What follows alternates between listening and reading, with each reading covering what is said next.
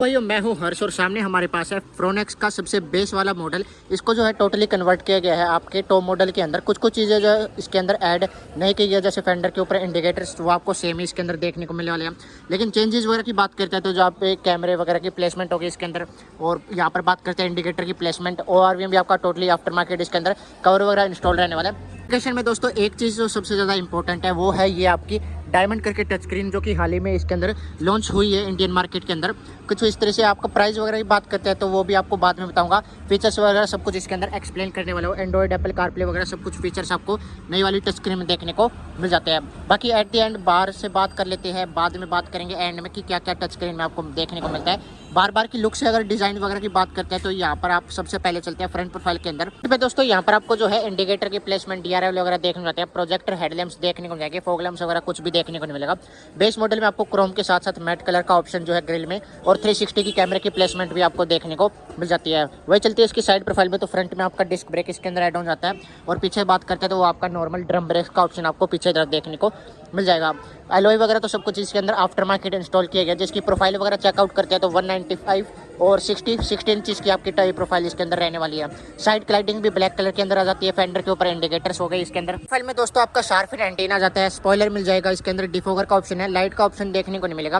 कैमरे वगैरह की प्लेसमेंट हो गई। स्टेयरिंग व्हील की बात करते हैं तो ये तो आपका बेस मॉडल के अंदर इस तरीके से आता है। ये भी हमने आफ्टर मार्केट इसके अंदर इंस्टॉल किया है। फ्रोनेक्स की बैचिंग आ जाती है। कनेक्टेड आपको टेल लैंप्स जो कि वर्किंग आपको टॉप मॉडल में देखने को मिलने वाले हैं। लाइट्स कुछ इस तरह से आ जाती है।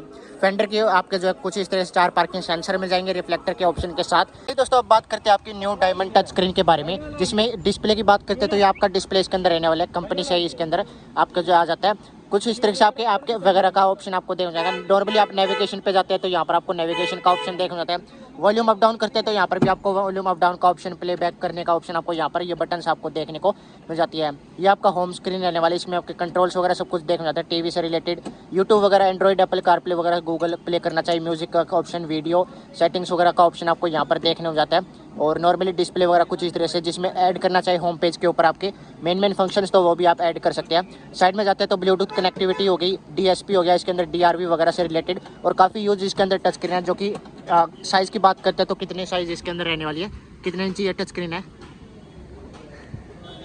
जल्दी बताइए। ऑडियंस इंतजार करिए आपका, जल्दी बताइए कितने इंची है। बेसिक चीज़ है दोस्तों। इंटीरियर में बात करते हैं तो वैसे ही आपकी जो स्क्रीन वगैरह किसी भी कार में आप इजीली से फिट करवा सकते हैं। यहाँ पर आपको बेस मॉडल से ऑटोमेटिक क्लाइमेट कंट्रोल का ऑप्शन यहाँ पर देखने को मिल जाता है। ट्रैक्शन कंट्रोल देखने जाएगा, ऑटो स्टार्ट स्टॉप का फीचर बेस मॉडल से आ जाता है।